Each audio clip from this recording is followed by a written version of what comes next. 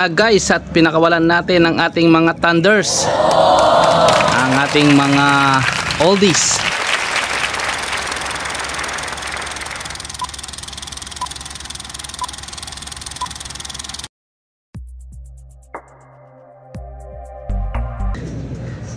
So ang ating mga breeder ay pinaronda natin, guys.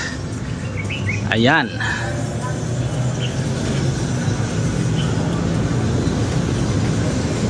Ayan, at kakalipad lang ay mukhang dadapo na kaagad. Mukhang ang mahihina na ang ating mga oldies. Ayan, at kalilipad lang ay nagbi-victory na kaagad.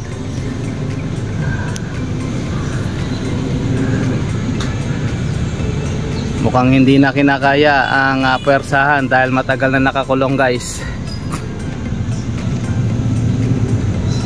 Ayan.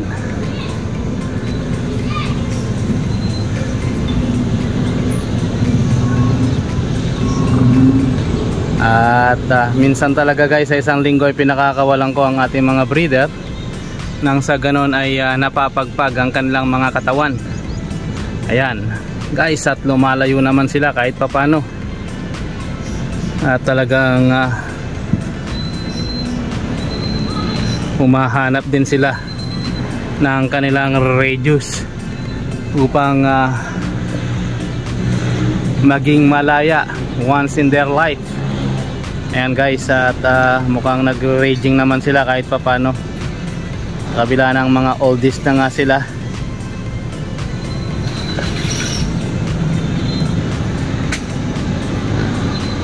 So ayan nga po pala ang ating mga breeder na ginagamit natin upang magparami ng ating mga ibon. So ang mga ibon na yan, guys, ay mga legit na dumulo na sa karera, kaya't nagagamit na nating pyesa. So nandyan nga si Pagod Food Finisher, nandyan ang ating Cat Balogan Finisher, Matnog Slasher. Ayan.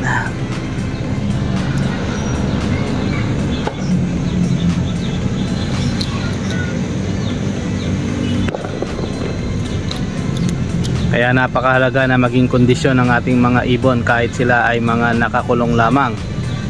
Bukod sa sila ang foundation ng ating mga inililipad na mga ibon, dapat maging healthy talaga sila, guys, upang sa ganon ay magbigay sila ng mga magagandang young bird sa ating mga pangkarera.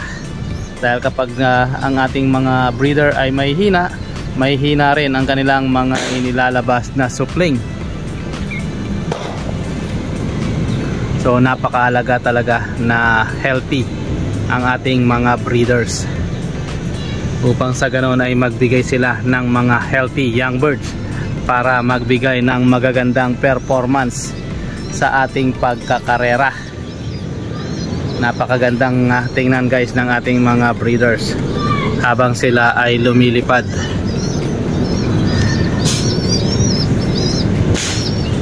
Ayan.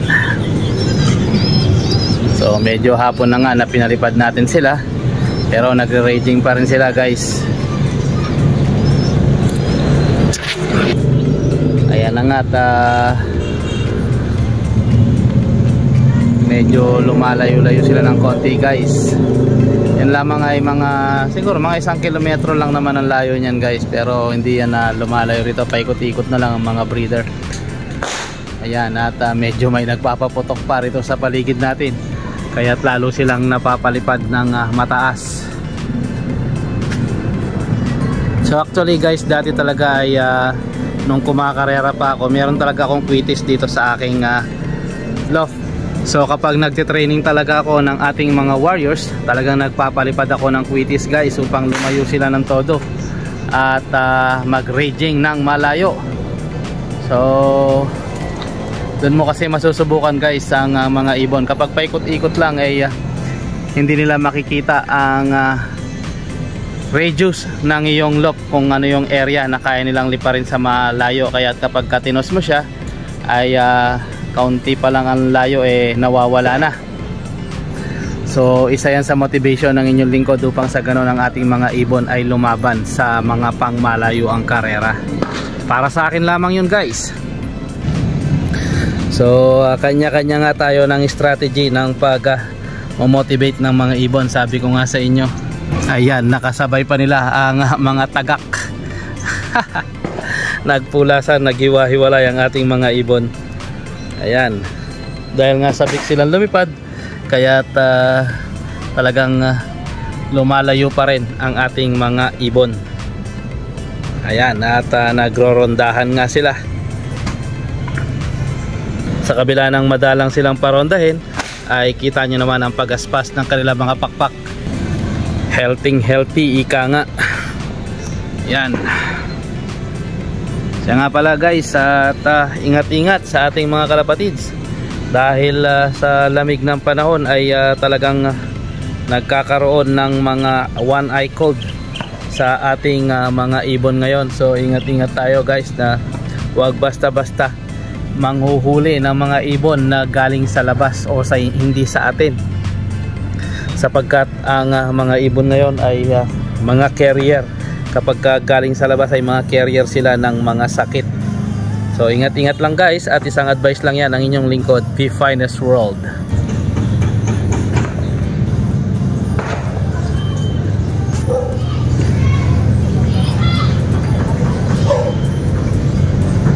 Ayan, at napakaganda nilang tanawin sa malayo.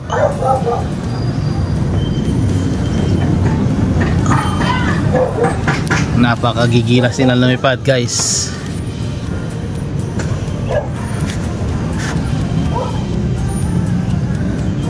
So yan lamang sa ngayon guys, at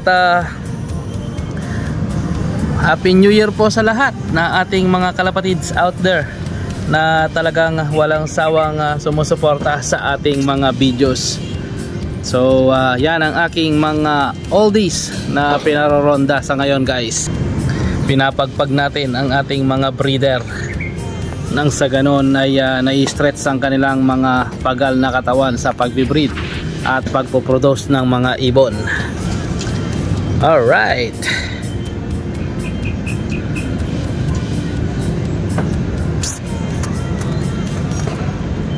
so December 30, maaaring ito na ang ating huling upload sa ngayon guys, sapagkat tomorrow is New Year's Eve.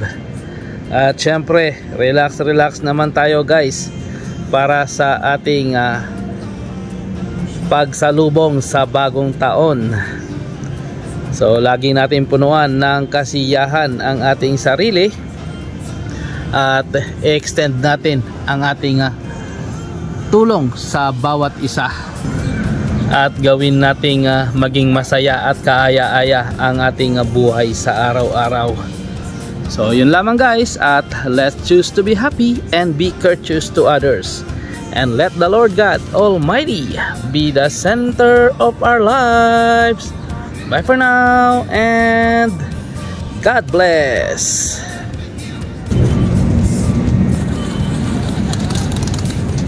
Ayan, almost 30 minutes guys na ronda ng ating mga breeder, at napagod na kagad ang ating Mandy Sarmiento, at nag-alanganin si Red Manizer.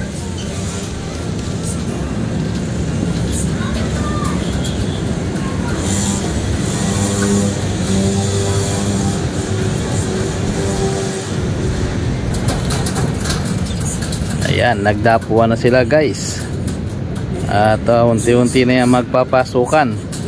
Si Red Manizer ay hingal na hingal,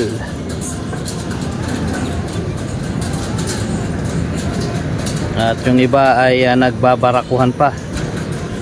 Ayan, si Red Old Lines.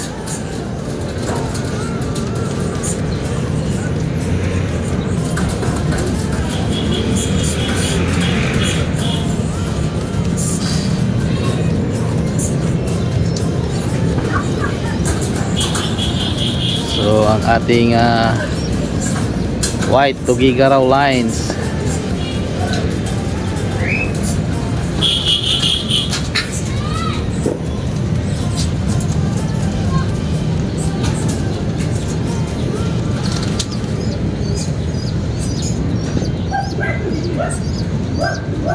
Ayan guys, at nagbababaan na sila.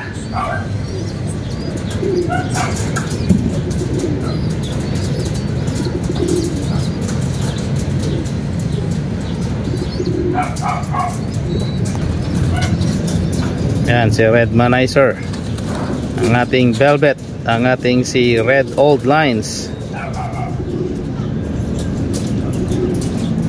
ang ating mga breeder ay pinagpag natin ang kanilang mga katawan.